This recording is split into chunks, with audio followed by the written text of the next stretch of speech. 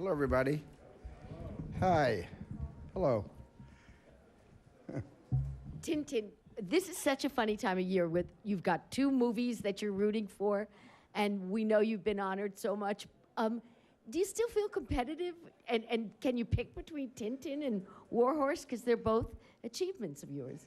I can't pick between any movies that I make, even looking way back between, my first movie and my most recent movie. I can't pick favorites among them. I think the weird thing was that the Tintin timing, I never would have, in my right mind, I never would have released two movies within 5 days of each other.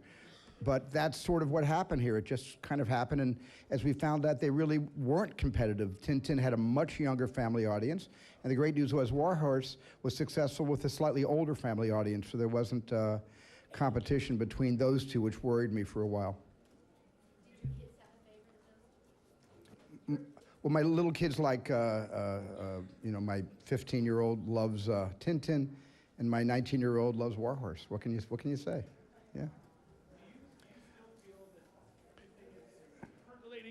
In its best capacity creatively for you? Like, has this been a special year where you sort of rediscovered new energy, new approaches to filmmaking, that kind of thing? Because it just seems like you're on fire. Yeah, this has been a really great year, and it was just a great year. I didn't work for. Sometimes I take periods of time off. Usually it's 3 years at a time, where I don't direct at all. I'll run DreamWorks and I'll produce, but I won't direct.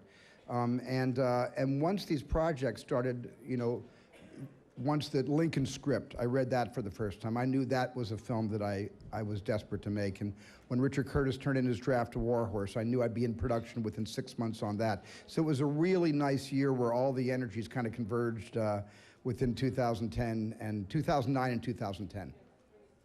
Thank you. Yes. So this is a classic story. It's been around for a long time. What element was it that you hoped to bring out to play to the modern audience, the modern world, to make it relevant? Well, the thing of it is, it's not important to look for relevancy when you're trying to entertain people. The relevancy will actually come inside your own intuitive sense of having some kind of a standard or some sort of set of values, which I have. Peter Jackson has that. So basically, this is a friendship story, a buddy movie, if you will, like the old Bob Hope, Bing Crosby road pictures.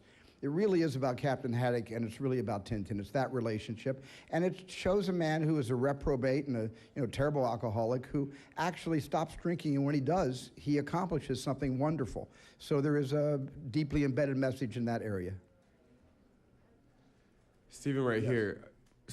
Film students still to this day, when they have, an idol who they're looking up to, you're still one of them. Even all the directors that have come since, people still mention you. How does that feel, knowing that there's film students right now, seeing your awards acceptance speech and then go to class on Monday working that much harder to, hopefully emulate the success one day? Well, what I think is wonderful is with film students who want to make movies the way I made movies, they have the phones, which is kind of like a movie studio. Their little phone is a portable movie studio. And they can make a movie with all of their friends, get it on YouTube, and have 4 million people watching their movie overnight, which I never had that advantage. My generation never had that growing up with 8 and 16 millimeter films.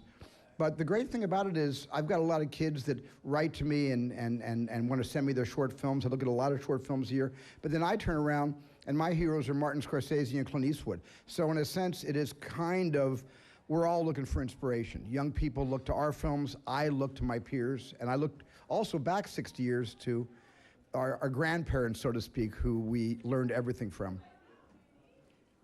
Over here, Stephen. Yes. Stephen, to your left. Where to your are left. you? Where are you? Hi. Over here.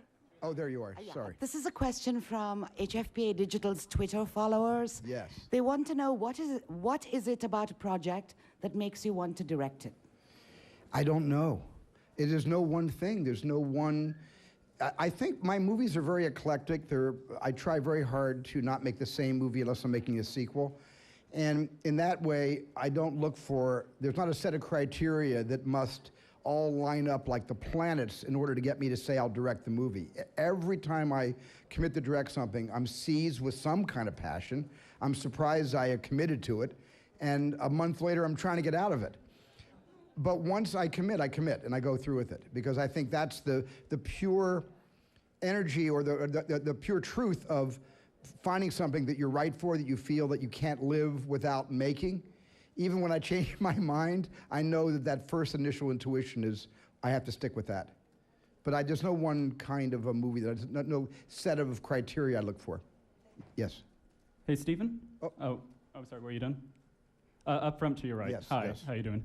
Congratulations. I was just wondering, this year in particular, we've seen a lot of live action directors taking a stab at animation and vice versa. And I was just sort of wondering, when speaking to your peers, when speaking to other live action directors, if they were to show an interest in animation, if they were to ask you, should I do this? What's the challenge? Was it fun? I mean, what would you say to them?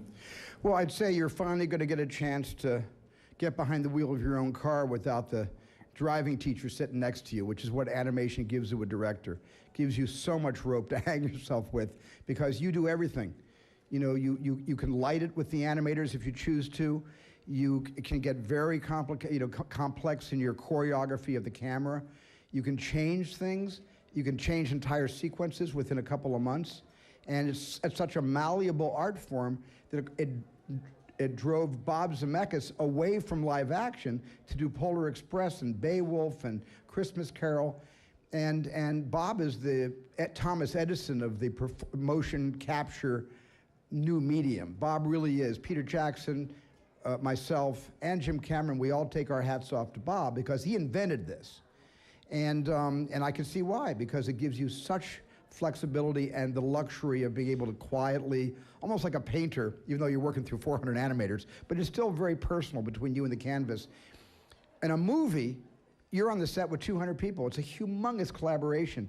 In this art form, you're pretty much alone, and all of the animators that are working on your vision are far, far away. It's a very unique collaboration, and I'm hoping after Peter does Tintin 2, which he's directing after The Hobbit, I'll get a chance to do the third one if we're successful with the second one.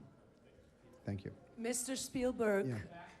Mr. Spielberg, Yes, greet hi. Belgium TV Prime. Hello. We feel like such a Thank victory. you, Belgium. Yes. This is where Hergé started the whole. So I wanted to ask you, it's fantastic that you are standing up there, and especially for Kuifje and Tintin. How was your experience in Belgium? And I also know that you opened up there. Can you talk a little bit about that? Well, we had the premiere in Belgium and the same day after that in Paris, because in Belgium and Paris, this is where the world first embraced Tintin. And this is where it all began. So we wanted to honor the roots. Hergé is an exceptional illustrator and storyteller. And we just thought we couldn't live without, bringing this film first to Belgium. For Fanny and Nick Rodwell, who supported us, optioned the rights to me twice, once in '83 and once in 2002, again in 2002. And we really owe a lot to the Hergé family because they really stood by us and let us make changes. Because you can't take any of the books and turn them right into movies. It'll only be 35 minutes long. You've got to adapt these into motion pictures. And we could never have done this without the flexibility of the estate. Mr. Spielberg, Who am I? up front right here. Okay, right there here you up are. front. You finally got the microphone. Finally, You were very patient. Congratulations on the win tonight. Thank you. Stuart Oldham from Variety, by the way. You're currently in production on Lincoln, and then you mentioned that another Jurassic Park may be in the works. Do you know what your next project's going to be after Lincoln? What will that be? I'm directing a film for Fox and DreamWorks called Robopocalypse, which was announced in Variety about 5 months ago or 6 months ago. But that's my next directed film after Lincoln. And I'll probably start production on that film late summer, early fall, more like late summer. Okay, thank you, everybody. Thank you. Yes. This for the digital video camera or a still camera? Because I can move it a little bit if you want me to, little animation, Yeah, I learned everything from Andy Serkis. Thank you very much.